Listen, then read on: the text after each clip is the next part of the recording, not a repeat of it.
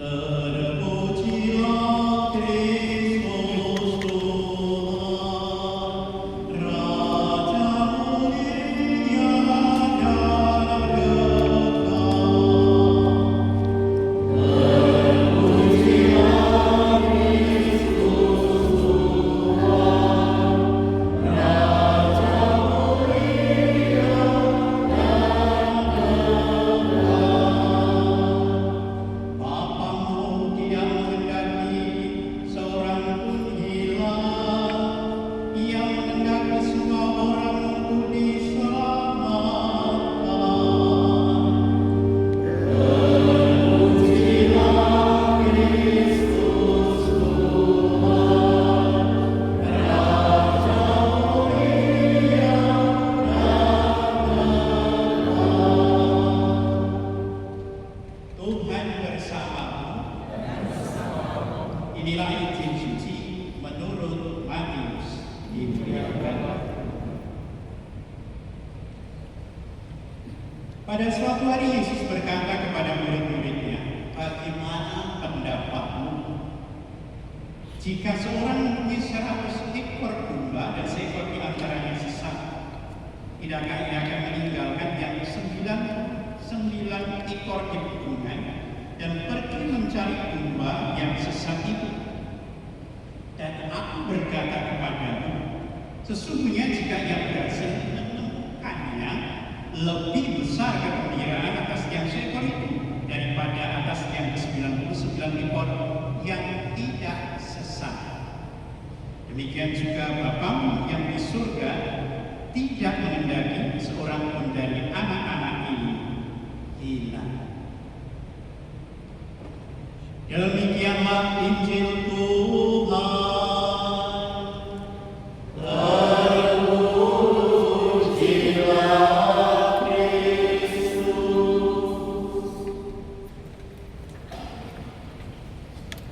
Selamat sore Bapak Ibu.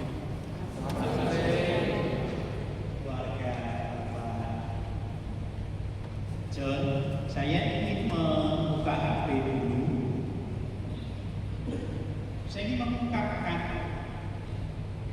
suatu kesimpulan pengenalan saya terhadap Bapak John Sofian.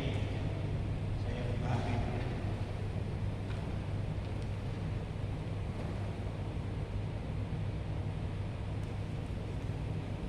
Sedikit mati ya.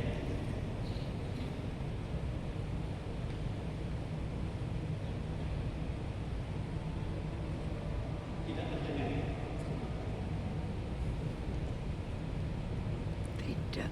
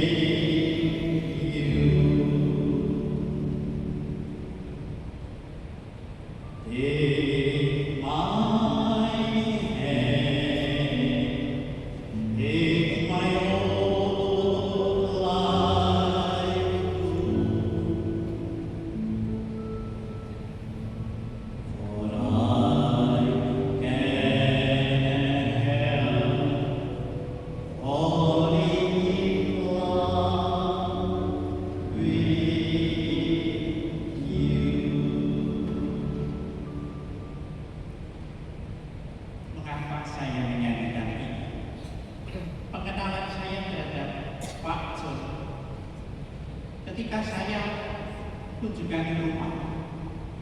Waktu itu Nino, Michael yang bungsu, sekitar jam 9 malam saya kunjungan. Nino mau tidur, tapi tiba-tiba dia loncat di pangkuan saya dan memberkati saya. Berkat Tuhan Romo. Di Solo Baru itu ada 2 anak yang berkati saya. Yang pertama itu Minok Michael, si bungsunya dari Pak John dan Bu Helen. Dan yang kedua Richard, cucunya Bu Sulistiawan.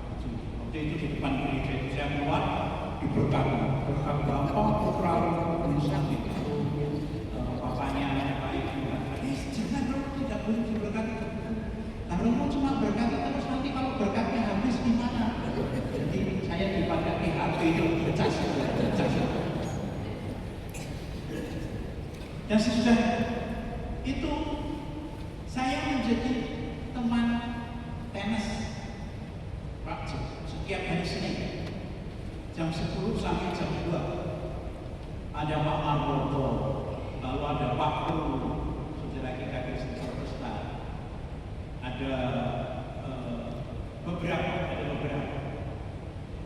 Dan ketika tenis itu nanti kalau pas saya tidak pas kena jatah dan Pak John juga kalau tidak kena jatah, mesti berdua duduk dan yang dibicarakan pasti well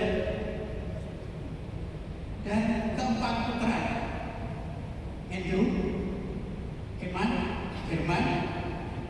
lalu kemudian Steven dan Nino, Michael.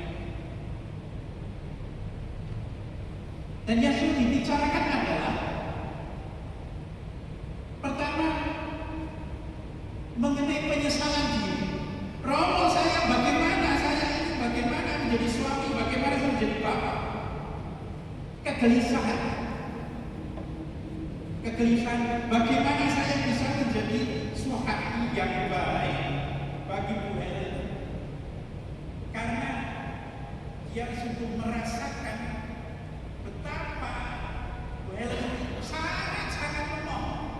sangat lemah, keibuannya luar biasa bagi Pak Jo. Keibuannya luar biasa. Saya sangat mencintai, tapi saya bagaimana harus mencintai? Lalu ketika bicara anak-anak bertambah, bukan hanya itu tapi juga kemudian menanam. Yang lainnya belum nikah. Steven belum, Minok juga belum. Dan juga yang dibicarakan mengenai anak-anak adalah memang juga kekhawatiran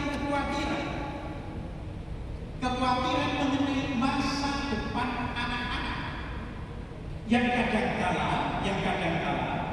terungkap dengan sifat Pak John yang keras terhadap anak-anak,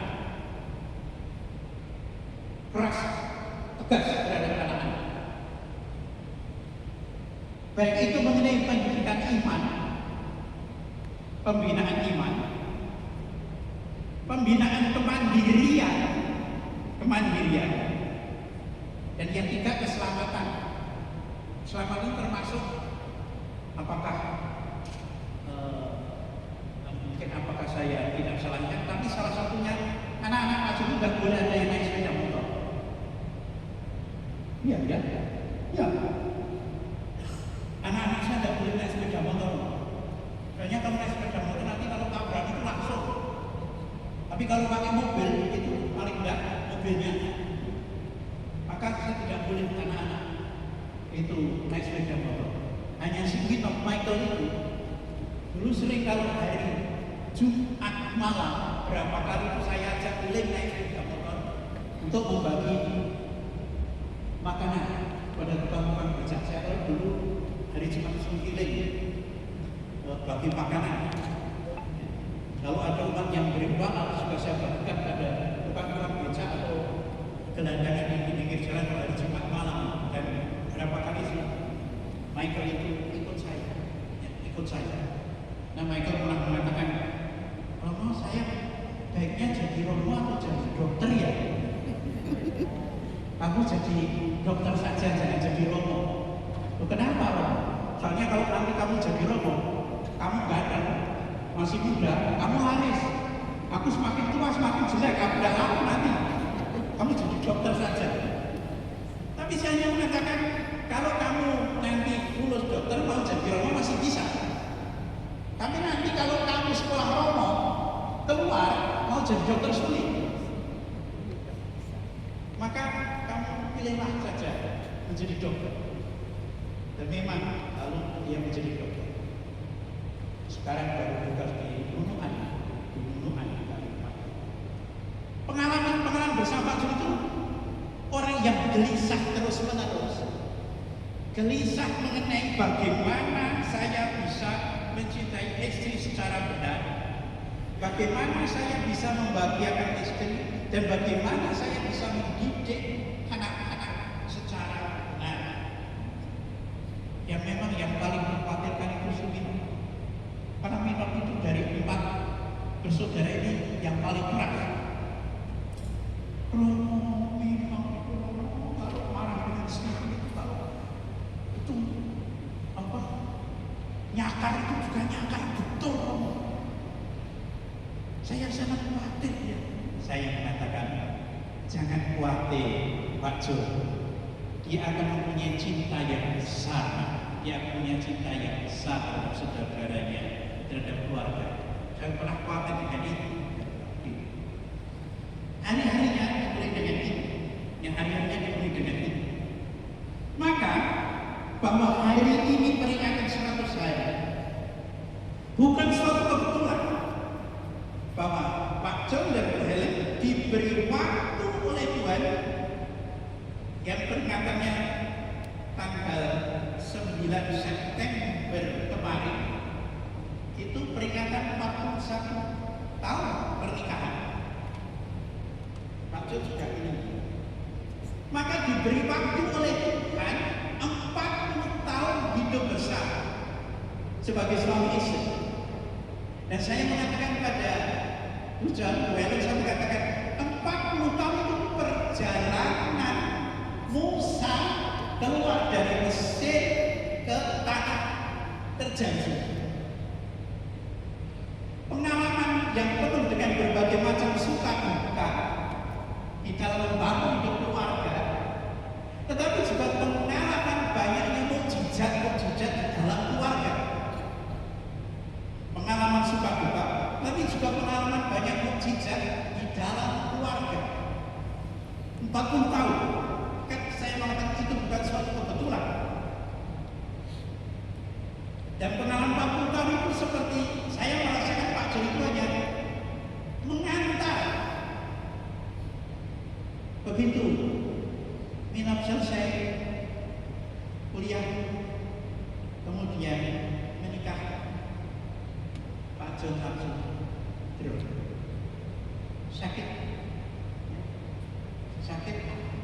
kalau bisa lagi sakit, kemudian dipanggil Tuhan, hanya mengantar apa yang dikhawatirkan Pak Jo itu mengenai anak-anaknya, dan anaknya sudah sampai selesai. Kalau orang Jawa kata tuntas kabeh, mengantar sampai selesai. Maka pengalaman sakit dia itu adalah pengalaman Tuhan menyucikan. Jadi kalau besok kita mengalami sakit, sebelum meninggal itu mengalami sakit, itu kesempatan Tuhan menyucikan kita.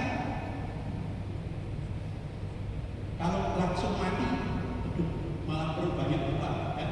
Kalau langsung mati karena belum pernah bertobat dulu.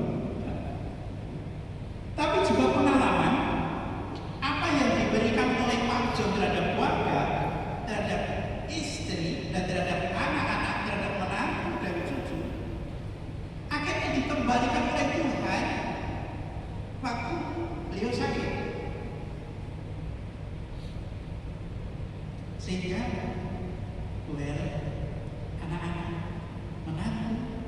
cucu. Mereka yang demikian rupa. Dan saya mengatakan pepatah yang mengatakan ketika kita lahir kita menangis. Tapi orang di sekitar kita tersenyum. Tetapi ketika kita meninggal dengan hidup yang baik, kita meninggal dengan tersenyum. Karena puas akan hidup ini. Sementara orang di sekitar kita menangis karena kehilangan orang yang baik. Maka saya katakan bahwa belas kasih Tuhan itu mencapai kepenuhannya dalam diri Pak Juli, mencapai kepenuhannya dengan 40 tahun pernikahan itu, dengan selesai anak-anak, kemudian juga sampai pada akhirnya ketika Yusuf itu mengalami cinta yang begitu besar dari keluarga. Saya katakan lengkap. Sak senang-senangnya wong, sak gembira-gembiranya orang itu adalah ketika dirinya merasa dicintai oleh keluarga. Dan saya menerima video dari Wellen, dari Andrew, dari Michael, Stephen itu mengenai keadaan Pak Jul ketika sakit, masih berusaha gembira, masih berusaha bahagia, ya.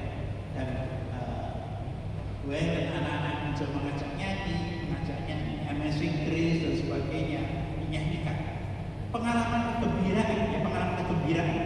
Maka saya menyimpulkan seluruh perjalanan Pak Jul itu dan juga keluarga yang sering saya katakan, semoga hidup kita selalu mengatakan untung aku sudah, untung aku sudah mencintainya, untung aku sudah menggembirakannya, untung aku sudah memurah hati. Jangan sampai lalu kita mengatakan kemarin aku kok belum memaafkan, kemarin Pak aku belum mencintainya, kok kemarin aku belum mengasihinya, aku kok masih memendam rasa tidak enak. Ketika seperti itu kita katakan kok kemarin aku belum tinggal menyesal. Saya kan pernah mengatakan Pulgerus itu seorang dokter dan psikolog itu mengatakan orang mau meninggal itu biasanya ada 13 tahap. Tapi naik singkat itu hanya 4. Orang mau meninggal itu marah-marah terus. Karena belum mau dipanggil Tuhan, marah-marah terus. Ngamuk-ngamuk terus orang mau meninggal. Katanya belum terima kalau mau dipanggil Tuhan. Tapi tidak berarti orang yang pemarah meninggal. Jangan sampai nanti kalau pulang ke rumah suami marah-marah, lalu dikatakan kamu mau meninggal kok marah-marah. Tidak otomatis begini. Tapi itu tanda. Yang kedua nanti kalau sudah menerima, lalu kemudian diam dan hanya pengen menikmati orang-orang yang dicintainya. Sehingga kadang-kadang ngajak salaman tapi tidak ngajak ngomong, hanya melihat terus, ya. Mau mengamati, mau menikmati pengalaman terakhir dengan orang-orang yang disayanginya itu. Kalau kebetulan yang dari orang tidak disukai, jadi terus. Tapi kalau yang disukai terus, tidak ngomong lagi. Tapi juga tidak berarti nanti kalau suami atau istri sedang rapi, dia itu meninggal. Kamu kok diam terus kalau meninggal? Tidak otomatis. Yang ketiga, itu orang yang meninggal itu biasanya nyenengke, membahagiakan orang yang mau ditinggal. Maka kalau di rumah sakit sudah seharian tidak mau makan, tiba-tiba minta makan, makannya banyak. Kalau kita tidak ngerti, aduh, ini mau sembuh, ini makannya banyak, tidak, itu mah mati. Maunya nanti yang ketiga. Tapi juga tidak berarti orang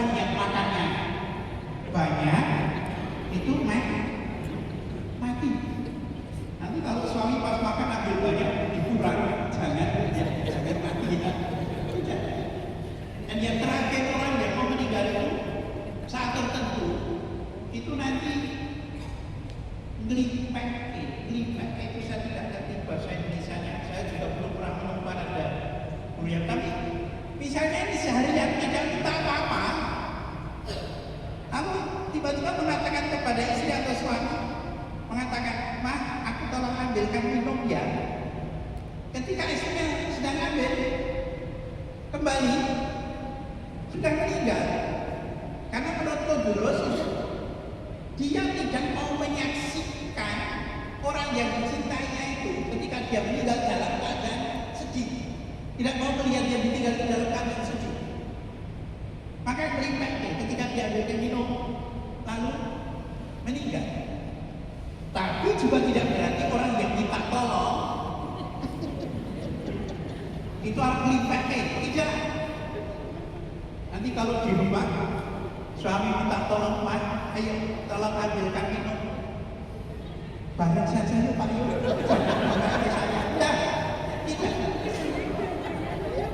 Loh, nanti kalau tidak saya jelaskan, nanti dipakai Anda, ini loh obatnya begitu. Katanya kalau orang minta tolong itu mau Glipek, tidak. Bagi Anda mungkin ya masih punya suami istri itu menakutkan. Nanti kalau suami minta, "Mah, ambilkan minum." Si Pak.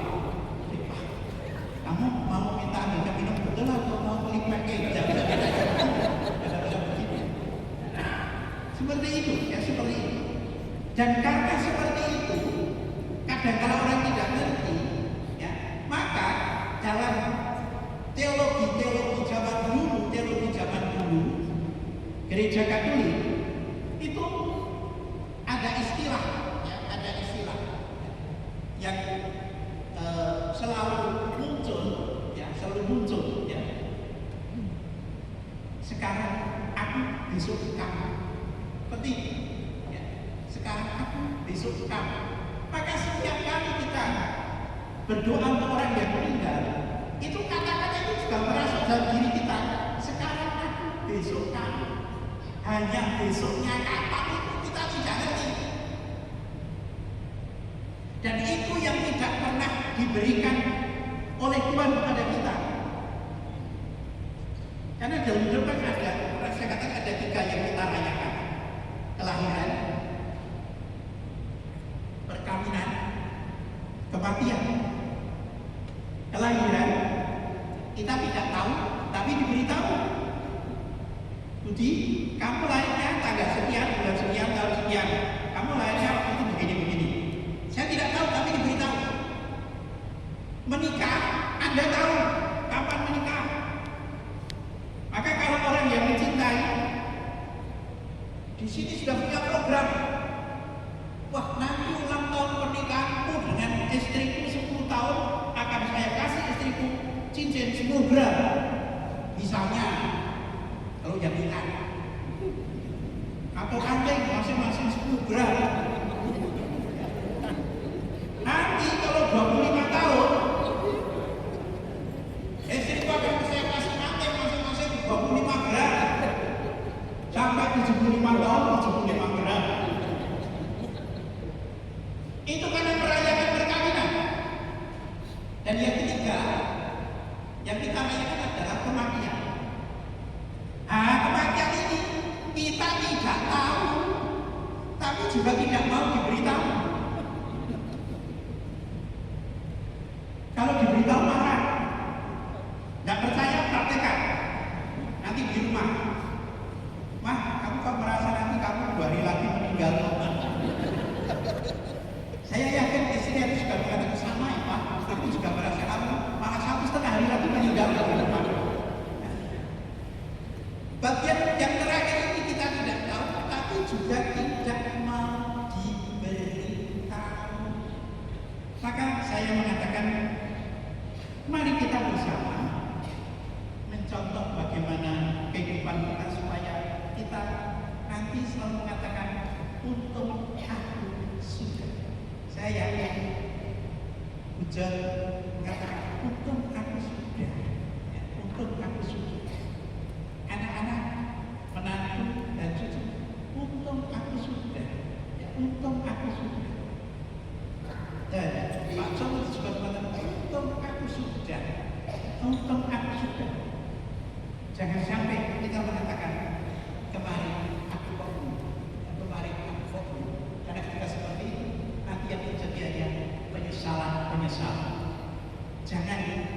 percaya dengan ungkapan yang begitu indah.